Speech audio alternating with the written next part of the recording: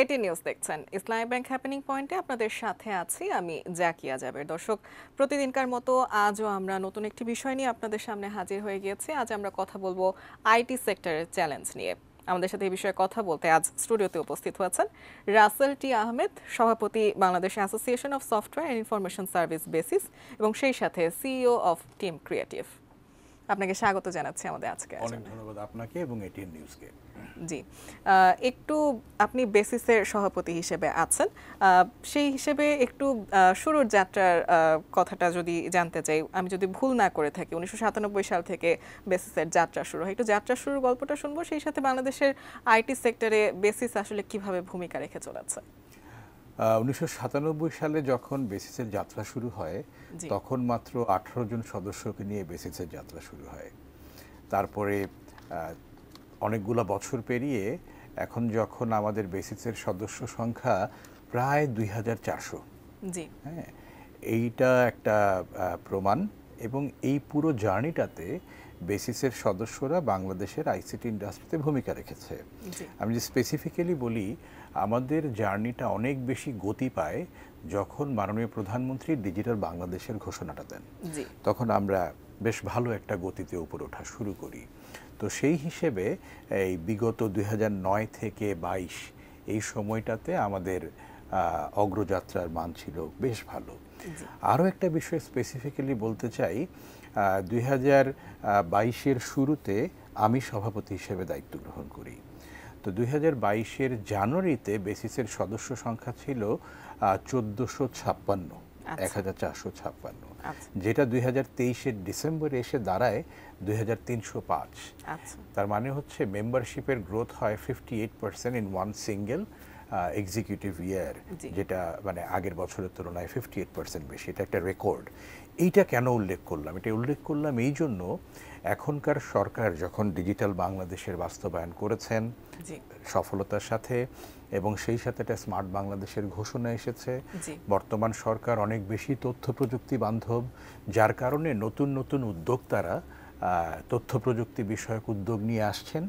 এবং একই সাথে বেসিসের সুউচ্চ ব্র্যান্ডিং, বেসিসের পতাকাটা এমন জায়গায় এসেছে, প্রত্যেকটা উদ্যোক্তা যখনই সে একটা আইসিটি কেন্দ্রিক ব্যবসা নিয়ে আসেন, তারা বেসিসের সদস্য হতে চান। যার কারণে এই 2 বছরে বেসিসের সদস্য সংখ্যা অনেক বৃদ্ধি পেয়েছে। এবং আমরা এই 2 বছরে যেই স্লোগানটি নিয়ে আমরা দায়িত্ব গ্রহণ করেছিলাম, এভরি মেম্বার ম্যাটার্স, সেখানেও আমরা আসলে বেসিসের সকল সদস্যদের ব্যবসা সম্প্রসারণ, তার জন্য করণীয় ক্যাপাসিটি ডেভেলপমেন্টের বিভিন্ন কার্যক্রম করেছি। এবং একই সাথে পলিসি অ্যাডভোকেসির মাধ্যমে যেন ব্যবসা বান্ধব একটি পরিবেশ, সবার জন্য একটি ফেয়ার মার্কেট তৈরি হয়, সেই জন্য বিভিন্ন কাজ করে গিয়েছি। জি, এই যে আপনি বলছিলেন যে বেসিসের সদস্য সংখ্যা কিন্তু অনেক বৃদ্ধি পেয়েছে আগের তুলনায়, এবং সরকার কিন্তু ডিজিটাল বাংলাদেশ থেকে বর্তমানে স্মার্ট বাংলাদেশে একটি ঘোষণা দিয়েছে। সেক্ষেত্রে কিন্তু বলাই যায় যে বাংলাদেশে আইটি সেক্টর বেশ সম্ভাবনাময় এই মুহূর্তে। আপনি কি মনে করছেন রাজস্ব আয়ের ক্ষেত্রে এটি কি প্রধান খাত হয়ে উঠতে পারেন কিনা? আপনি কতটা আত্মবিশ্বাসী এ বিষয়ে? আপনাকে দুটো বিষয় বলি, যে যখন আমরা ডিজিটাল বাংলাদেশের বাস্তবতার পরে স্মার্ট বাংলাদেশের দিকে যাচ্ছি, স্মার্ট বাংলাদেশ বলতে আসলে আমরা কি বুঝি? স্মার্ট বাংলাদেশ মানে হচ্ছে প্রত্যেকটা সেক্টরকে স্মার্ট হতে হবে। এটা কৃষি হোক বা শিক্ষা হোক, স্বাস্থ্য হোক, ব্যাংকিং হোক, এমনকি আপনার মিডিয়া ইন্ডাস্ট্রি হোক, প্রত্যেকটা ইন্ডাস্ট্রিকে স্মার্ট হতে হবে। তখনই স্মার্ট বাংলাদেশ হবে। এবং এই স্মার্টনেসটা আসবে আইসিটির ইমপ্লিমেন্টেশনের মাধ্যমে। তার মানেটা হচ্ছে আইসিটি হবে স্মার্ট বাংলাদেশ বিনির্মাণের নিউক্লিয়াস। তার মানে আইসিটির সম্ভাবনাটা খুব ক্লিয়ারলি এর মাধ্যমে বোঝা যায়। এটা হচ্ছে লোকাল মার্কেটে যখন আমরা বিভিন্ন সেক্টরকে স্মার্ট করার এই যে সম্ভাবনাটা, এটা একটা। আর দ্বিতীয় বিষয় হচ্ছে আমাদের এখন, আমরা সবাই জানি ডলারের একটা রিজার্ভ ক্রাইসিস আছে। এইটার আলটিমেট সুদূর প্রসারী সমাধানটা কি? আমাদের রপ্তানি আয় বাড়াতে হবে, এবং আমদানি ব্যয় থেকে রপ্তানি আয় যেন অনেক বেশি হয়। আমাদের রপ্তানির সিংহভাগ, প্রায় 84% আসে একটি মাত্র খাত থেকে, সেটা হচ্ছে রেডিমেড গার্মেন্টস। তো রেডিমেড গার্মেন্টস কিন্তু আমাদের অর্থনীতিতে সবচেয়ে বেশি গুরুত্ব রাখছেন রপ্তানি আয়ের ক্ষেত্রে। মাননীয় প্রধানমন্ত্রী থেকে শুরু করে মাননীয় প্রধানমন্ত্রীর আইসিটি বিষয়ক উপদেষ্টা সহ সরকারের সর্বোচ্চ পর্যায়ের নীতি নির্ধারকরা এটা মনে করেন আইসিটি হচ্ছে সবচেয়ে বেশি পোটেনশিয়াল রাখে বাংলাদেশের পরবর্তী সবচেয়ে বড় রপ্তানি আয়কারী খাত হিসেবে তৈরি হওয়ার।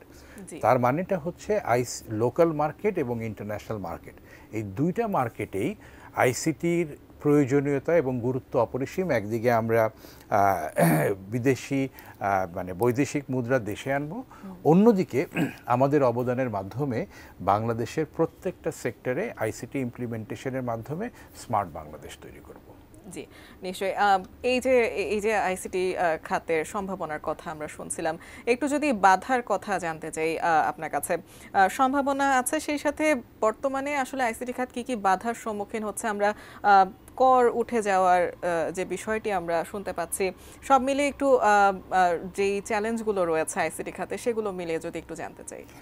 খুব ভালো প্রশ্ন করেছেন, একটা সময় উপযোগী প্রশ্ন, আমাদের এই মুহূর্তের one of the most burning issue now. তো মাননীয় প্রধানমন্ত্রীর প্রতি আমাদের কৃতজ্ঞতা সবসময়। উনি তথ্য প্রযুক্তি বান্ধব এবং এই সরকার তথ্য প্রযুক্তি বান্ধব। এই সরকার সবসময়ই একদম কম্পিউটারের ট্যাক্স, জিরো ট্যাক্স করা থেকে শুরু করে আমাদের আইসিটি ইন্ডাস্ট্রিকে এবং আইটিএসকে যখন উনি ট্যাক্স এক্সেমশনের আওতায় নিয়ে আসেন, তারপরে 2014-তে এটাকে বর্ধিত করেন 24 পর্যন্ত, এই সবগুলো বিষয় কিন্তু এমন একটা জায়গায় হয়েছে যে সরকার কিন্তু তথ্য প্রযুক্তির আরও সামনের দিকে এগিয়ে যাক এটাই কামনা করেন। বর্তমানে যেটা হয়েছে যে আমরা 2024-এর জুন মাসে আমাদের এই ট্যাক্স এক্সেমশনের সময়সীমা শেষ হয়ে যাচ্ছে। বিষয়টাকে যদি আমরা এইভাবে দেখি, যদিও মনে হয় এই ইন্ডাস্ট্রির, যেটা আপনাকে বলছিলাম একটু আগে, এই ইন্ডাস্ট্রির যদি সামগ্রিক বয়স ধরা হয় তাহলে 25-30 হতে পারে, কিন্তু এই ইন্ডাস্ট্রির মূল গ্রোথটা কিন্তু হয়েছে বিগত 12 বছরে বা 14 বছরে মাননীয় প্রধানমন্ত্রীর ডিজিটাল বাংলাদেশের ঘোষণার পরপর। এবং এই ইন্ডাস্ট্রিতে এসএমইর সংখ্যাই বেশি। আমরা যদি এখন ট্যাক্স এক্সেমশনটা আমরা যেটা দেখি যে এই ট্যাক্স এক্সেমশন একটা চাপ আছে আইএমএফের, যে আইএমএফ বলছে এলডিসি গ্র্যাজুয়েশন হবে, তাহলে এক্সেমশন না থাকাটাই উচিত। আমি যদি এটার ইম্প্যাক্টের কথা বলি, প্রথম ইম্প্যাক্টটা হচ্ছে কি যে আমরা সবাই আসলে তরুণ উদ্যোক্তা ইন্ডাস্ট্রির, আমরা নতুন উদ্ভাবনী বিষয় নিয়ে আসি এখানে। এবং পুরো ইন্ডাস্ট্রির, আমি যদি যেহেতু এটা ট্যাক্সের বিষয়, আমি প্রথমেই বলে নিতে চাই, এই ইন্ডাস্ট্রি তো ট্যাক্স কন্ট্রিবিউট করতে চায় না, অবশ্যই চায়। আমরা বিভিন্নভাবে ট্যাক্স কন্ট্রিবিউট করছি। আমরা এআইটির মাধ্যমে ট্যাক্স সরকারের রাজস্বে ভূমিকা রাখছি, আমরা ভ্যাট প্রদান করছি, আমরা সরকারের রাজস্বে ভূমিকা রাখছি। এবং আমাদের এই ইন্ডাস্ট্রিতে প্রায় 2.5 লক্ষ যেই দক্ষ মানব সম্পদ কাজ করছে, তাদের স্যালারি ট্যাক্সও কিন্তু আমরা সরকারের রাজস্ব আয়ে কন্ট্রিবিউট করছি। কর্পোরেট ট্যাক্স বা যে বিষয়টা, সেটা হচ্ছে দেখেন, যদি সর্বোচ্চ ট্যাক্স কত, 27.5%। এবং আমাদের ইন্ডাস্ট্রির এখন লোকাল মার্কেটের সাইজ মিলিয়ে ওভারঅল যদি আমরা বলি ইটস অ্যাবাউট 2000 কোটি টাকা।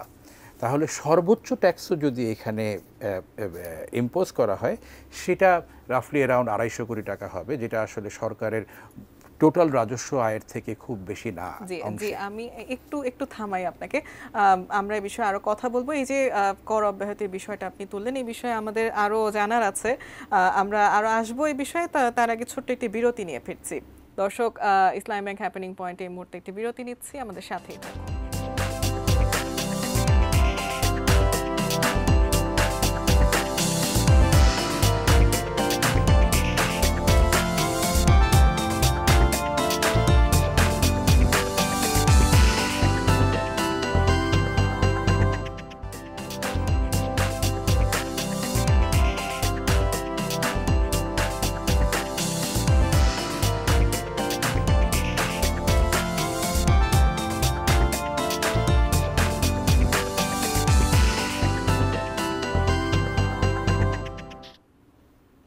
মিনিটে নিউজ দেখছেন। বিরতির পর ইসলামী ব্যাংক হ্যাপেনিং পয়েন্টে সবাইকে আবারও স্বাগত জানাচ্ছি। দর্শক, আজ আমরা কথা বলছি আইটি সেক্টরের চ্যালেঞ্জ নিয়ে, এবং এ বিষয়ে আমাদের সাথে কথা বলতে আজ স্টুডিওতে উপস্থিত আছেন রাসেল টি আহমেদ, সভাপতি Bangladesh association of software and information service basis, এবং সেই সাথে সিইও অফ টিম ক্রিয়েটিভ।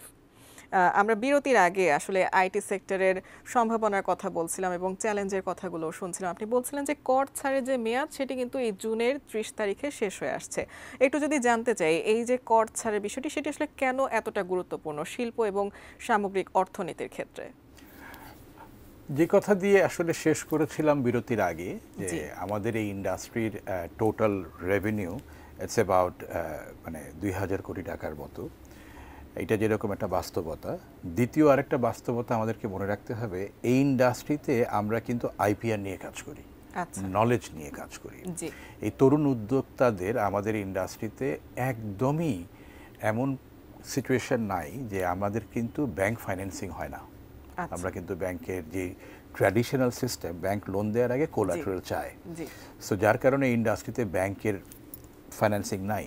এটার প্রমাণ করে এই ইন্ডাস্ট্রিতে এখন পর্যন্ত যা ইনভেস্টমেন্ট হয়েছে তার শতভাগ এই তরুণ উদ্যোক্তারা হয় নিজ বাসা থেকে এনেছেন, পরিবার থেকে এনেছেন, অথবা হয়তো তার বন্ধু, অথবা কেউ কেউ কোনো একজন অ্যাঞ্জেল ইনভেস্টরকে অনুরোধ করে এখানে আমরা বিনিয়োগটা এনেছি। তো এইটা আরেকটা বাস্তবতা। তৃতীয় আরেকটা বাস্তবতা হচ্ছে আমাদের এই ইন্ডাস্ট্রির প্রফিট মার্জিন কেমন। তো আমাদের ইন্ডাস্ট্রির gross profit margin is around 10 to 12%। আচ্ছা। আর net profit margin is not more than 5 to 6%। তাহলে এই প্রফিটের উপরেই তো আমাকে ট্যাক্স দিতে হবে। হ্যাঁ, আমাদের ইন্ডাস্ট্রিতে 50 কোটির অধিক ইয়ারলি টার্নওভার। এই আমাদের 2400 সদস্যের যে পরিবার, আইসিটি পরিবার, সেই পরিবারে কিন্তু 50 কোটি টাকার টার্নওভারের বেশি এখন পর্যন্ত আমরা 5 থেকে 7 জন বা গুটি কয়েক 10 জন। তার মানেটা হচ্ছে ইন্ডাস্ট্রিটা এখনো গ্রো করছে, বাট কন্ট্রিবিউট ভালো করছে। তো এই সব বিবেচনায় যদি সর্বোচ্চ যেটা বলছিলাম 27.5% ট্যাক্স আসে, তাহলে 200 থেকে 250 কোটি টাকার একটা আয় সরকারের হবে, which is not a big in terms of total যে রেভিনিউ আয়, রাজস্ব আদায় হয়, তার আসলে 1%ও না। কিন্তু এটা যদি ইম্পোজ হয় তাহলে ইম্প্যাক্ট, যেটা আপনার প্রশ্ন, কি হবে? প্রথমত, আমরা যে ইন্টারন্যাশনাল মার্কেটে আমি বলছিলাম যে রপ্তানি আয় বাড়াবো, সেখানে আমাদের খরচ বেড়ে যাবে। খরচ বেড়ে গেলে আমরা যাদের সাথে কম্পিট করি সেই কম্পিটিশনে পড়ে যাব। সো এটা একটা ইম্প্যাক্ট হবে। আমাদের যে $5 বিলিয়ন লক্ষ্যমাত্রা, সেই লক্ষ্যমাত্রায় যেতে একটা ইম্প্যাক্ট পড়বে, এটা চ্যালেঞ্জ। দ্বিতীয়, সেটাও আমি আপনাকে বলেছি, আমরা যে লোকাল মার্কেটে বিভিন্ন ইন্ডাস্ট্রির জন্য আমরা অ্যাগ্রিটেক সফটওয়্যার করছি, এডটেক সফটওয়্যার করছি, হেলথ টেক সফটওয়্যার করছি, এই সফটওয়্যারের দাম বেড়ে যাবে। দাম বেড়ে গেলে স্মার্ট বাংলাদেশ বিনির্মাণে এখানে অবদান রাখাটা কঠিন হবে সব কিছু মিলিয়ে। এবং যার কারণে আমি যদি আমার এইভাবে বিষয়টা বলি, যে এই গুরুত্ব বিবেচনায় একটা হচ্ছে IMF এর pressure, which is a theory, যে ট্যাক্স এক্সেমশন থাকতে হবে। ইন প্র্যাকটিক্যাল ওই ট্যাক্সের আদায়টা খুব অল্প, কিন্তু এটার ইম্প্যাক্ট অনেক বড় ইন টার্মস অফ আওয়ার মানে রপ্তানি বাড়ানো এবং লোকাল মার্কেটে কাজ করার জন্য। আমরা বিশ্বাস করি আমাদের যে দাবি খুব সুস্পষ্টভাবে আমরা বলতে চাই, এবং আমি বিশ্বাস করি মাননীয় প্রধানমন্ত্রী আমাদের এই বিষয়টা খেয়াল করবেন এবং সরকারের সাথে সংশ্লিষ্ট সকলে খেয়াল করবেন, যে 24কে অন্তত 31 পর্যন্ত এবং যেন করমুক্ত রাখা হয়। তারপর ধাপে ধাপে ট্যাক্স যদি আরোপ করা হয়, তাহলে ইন্ডাস্ট্রি তখন একটা ভালো জায়গায় পৌঁছে যাবে। জি, এই যে দাবির কথা আমরা শুনছিলাম, যারা নীতি নির্ধারক আছেন তাদেরকে কি আপনি কোনো সুপারিশ দিতে চান কিনা? আমি ওই সুপারিশের কথাটা যেটা বললাম, আমরা প্রথম থেকেই বলছি যে প্রথম মানে বিষয়টা হচ্ছে 24 পর্যন্ত যেটা শেষ হয়ে যাচ্ছে, আমরা নীতি নির্ধারকের সব জায়গায় আমরা কথা বলেছি। সেটা NBR থেকে শুরু করে অর্থ মন্ত্রণালয়, বিশেষ করে আমাদের আইসিটি বিষয়ক প্রতিমন্ত্রী মহোদয়, ওনারা সবাই বিষয়টা অ্যাওয়্যার, এবং ওনারাও আমাদের দাবির যৌক্তিকতা বুঝেছেন। 24 যেটা শেষ হয়ে যাচ্ছে সেটা যেন 31 পর্যন্ত বর্ধিত করা হয়। যদি 31 পর্যন্ত অ্যাটলিস্ট 4 থেকে 5 বছর যেন অবশ্যই বর্ধিত করা হয়, এবং তারপরে যখন কর আরোপ করা হবে আমরা তখনও কর আরোপের আওতায় আসতে চাই এবং সেটা যেন একটা ধাপে ধাপে করা হয়, যে 5%, 10% এইভাবে যেন আগানো হয়, সেটাই আমাদের সুপারিশ বলেন, দাবি বলেন। এবং এই তরুণ প্রজন্ম যারা ডিজিটাল বাংলাদেশ গড়েছে, তাদের তথ্য প্রযুক্তি উদ্ভাবনের মাধ্যমে এবং তাদের, আপনি খেয়াল করে দেখবেন বাংলাদেশের গভর্নেন্সের যত প্রজেক্ট হয়েছে তার অলমোস্ট 100%ই কিন্তু আমাদের বাংলাদেশি উদ্যোক্তারাই করেছেন। আমরা আজকে প্রায় $1.5 বিলিয়ন মতো রপ্তানি আয় করছি, তার পুরোটাই হচ্ছে বাংলাদেশের এই তরুণ উদ্যোক্তারাই করছেন। তো এই ধারাটা আমরা টেক অফ করেছি, মাননীয় প্রধানমন্ত্রীর ডিজিটাল বাংলাদেশ ঘোষণা থেকে শুরু করে আমরা টেক অফ করেছি। নাও ইট ইজ টাইম আমাদের এই ইন্ডাস্ট্রির হাই ফ্লাই করার। তো এই হাই ফ্লাইংয়ের সময়টাতে আমরা এই সহায়তাটুকু সরকারের কাছে চাই। তারপরে আমাদেরকে 31 থেকে কর আরোপ করা হোক। আমরা বাংলাদেশকে স্মার্ট বাংলাদেশ বিনির্মাণে আমাদের যে ভূমিকা, আমরা খুব ভালোভাবে সেই ভূমিকাটা রাখতে পারবো। জি, নিঃসন্দেহে আমরাও তেমনটাই প্রত্যাশা করি। একটু শুরুতে বেসিসের যাত্রার কথা শুনছিলাম এবং আপনি সভাপতি হলেন। আপনি বলছিলেন যে 1 বছরেই বেসিসের যেই সদস্য সংখ্যা সেটা কিন্তু 58% বেড়ে গিয়েছে। একটু যদি জানতে চাই, বেসিসের সভাপতি হবার পরে বিগত 2 বছরে আপনার উল্লেখযোগ্য কৃতিত্বগুলো আসলে কি? আমাদের এই 2 বছরে আমরা মেম্বার বান্ধব, সদস্য বান্ধব বেশ কিছু কাজ করেছি আমরা। আমাকে উল্লেখ করতে হয় পলিসির ক্ষেত্রে A2I এর একটা আইন হচ্ছিল, সেই আইনের একটা ধারা ছিল A2I ব্যবসায় চলে আসবে সরাসরি। তখন আমরা কিন্তু সরকারের সাথে একটা গঠনমূলক আলোচনা করি। সেই গঠনমূলক আলোচনার পরিপ্রেক্ষিতে সরকার বুঝতে পারেন যে ইন্ডাস্ট্রির স্বার্থে A2I এর ব্যবসা করা উচিত না। তো A2I আইন থেকে সেই A2I এর সরাসরি ব্যবসা করার যে ধারাটি ছিল, সেই ধারাটি কিন্তু সরকার বাদ দিয়ে আইন করেছেন। এটা হচ্ছে পলিসি অ্যাডভোকেসি। দ্বিতীয় বিষয় হচ্ছে লোকাল মার্কেটের আকার বড় করার জন্য আমাদের সবসময় একটা মেলা করতে হয় সফট এক্সপো নামে। এবারের সফট এক্সপো ছিল বাংলাদেশের ইতিহাসে সবচাইতে বড় তথ্য প্রযুক্তি মেলা। হ্যাঁ, সেটাও আমাদের একটা বড় অর্জন। তৃতীয়ত, আমরা আন্তর্জাতিক বাজারটা সম্প্রসারণ করার জন্য আমেরিকা আমাদের সবচেয়ে বড় মার্কেট, তারপরে ইউরোপ, তারপরে জাপান এবং ইউকে, এই 4টা মার্কেটে আমরা প্রতিনিয়ত যোগাযোগ রেখেছি। আমরা নতুন নতুন পার্টনারশিপ করেছি। মাননীয় প্রধানমন্ত্রী যখন জাপান সফর করেন, বিকজ জাপান আমাদের একটা সম্ভাবনার সবচেয়ে বড় মার্কেট, বিগত 2 বছরে আমরা জাপানের রপ্তানি বাড়িয়েছি। মাননীয় প্রধানমন্ত্রীর সাথে সেই জাপান সফরে জাপানের যে অ্যাসোসিয়েশন জিসা, তার সাথে আমাদের একটা MOU স্বাক্ষর হয়। তার পরিপ্রেক্ষিতে আমরা বিটপ এসি নামে একটা প্রজেক্ট মাত্র শুরু করেছি, যেটার মাধ্যমে আমাদের মেম্বারদের স্কিল ডেভেলপমেন্ট হবে। সো রপ্তানির ক্ষেত্রে ভূমিকা রেখেছি, লোকাল মার্কেটের ক্ষেত্রে ভূমিকা রেখেছি, মেম্বারদের বিভিন্ন রকমের ওয়েলফেয়ার সার্ভিসেসের মাথায় রেখেছি এবং সব সময় আমরা আসলে মেম্বারদের কাছে থাকার চেষ্টা করেছি। এবং আমি যে কথাটা সবসময় বলি, সহজে যেন সভাপতিকে হাতের কাছে পাওয়া যায়, একটা ফোন দূরত্বে পাওয়া যায়। প্রতি সপ্তাহে একটা মেম্বারদের সাথে আমার দেখা করাটা জায়গা ছিল, যাতে এই দূরত্ব, যে অনেক সময় সভাপতি সব কিছু দেখতে পারেন না, কিন্তু অ্যাটলিস্ট সভাপতিকে রিচ করা যেন যায়, সেই রকমের, যেহেতু এভরি মেম্বার ম্যাটার্স বলেছি, ব্যবসা সম্প্রসারণ করতে হবে। আমরা ইদ্রার সাথে আলোচনা করে একটা ইনস্যুরটেক পলিসি খুব অল্প সময়ে বাস্তবায়ন করেছি। আমরা ডেটা প্রোটেকশন অ্যাক্ট, আমরা ডিজিটাল কমার্স অথরিটি অ্যাক্ট, এই জায়গায় আমাদের যথার্থ ইনপুট রাখতে পেরেছি। A2I এর কথা তো বললামই। সো মূল যে 3টা কাজ, ব্যবসা সম্প্রসারণ আমরা যথেষ্ট ভূমিকা রেখেছি, পলিসি প্রপার অ্যাডভোকেসি সেটাতে যথেষ্ট ভূমিকা রাখার চেষ্টা করেছি, এবং তৃতীয়ত হচ্ছে যে মেম্বারদের সক্ষমতা বৃদ্ধি। মনে রাখতে হবে, আমাদের বেসিসের সকল সদস্যের ব্যবসা সম্প্রসারণ মানেই হচ্ছে ইন্ডাস্ট্রির উন্নয়ন, আর ইন্ডাস্ট্রির উন্নয়ন মানেই হচ্ছে বাংলাদেশের অর্থনীতির উন্নয়ন। আমরা চাই এই ইন্ডাস্ট্রির মাধ্যমে আমরা জিডিপিতে এখন যেই পরিমাণ কন্ট্রিবিউট করি, সেই কন্ট্রিবিউশনের পরিমাণ আমাদের সকল সদস্যদের ব্যবসা সম্প্রসারণের মাধ্যমে আরও 2 গুণ, 3 গুণ, 4 গুণ বাড়াতে। জি, নিশ্চয়ই আমরাও তেমনটাই প্রত্যাশা করি এবং যে সম্ভাবনার কথাগুলো শুনছিলাম সেগুলো সত্যি বাস্তবে রূপ নেবে সেটা আমরা আশা করি। আমরা আমাদের আলোচনায় আজকে একেবারেই শেষ পর্যায়ে চলে এসেছি। আপনাকে অসংখ্য ধন্যবাদ আজ আমাদের সাথে আলোচনায় যোগ দেওয়ার জন্য। আপনাকে ধন্যবাদ, আপনার মাধ্যমে এটিএন নিউজের দর্শকদের ধন্যবাদ এবং আপনার মাধ্যমে আমার বেসিস পরিবারের সকল সদস্যদেরকে ধন্যবাদ এবং কৃতজ্ঞতা। জি, দর্শক, ইসলামী ব্যাংক হ্যাপেনিং পয়েন্টের আজকের আয়োজন এখনকার মতো এই পর্যন্তই। আজ আমরা কথা বলছিলাম আইটি খাতের চ্যালেঞ্জ নিয়ে এবং সেই সাথে আমরা সম্ভাবনার কথাগুলো কিন্তু জেনে নিলাম। আমাদের সাথে আজ স্টুডিওতে উপস্থিত ছিলেন রাসেল টি আহমেদ, সভাপতি Bangladesh association of software and information service basis. আজকের আয়োজন এখনকার মতো এই পর্যন্তই। আগামীকাল নিশ্চয়ই অন্য কোনো বিষয় নিয়ে হাজির হয়ে যাব। সে পর্যন্ত সঙ্গে থাকুন, দেখতে থাকুন এটিএন নিউজ।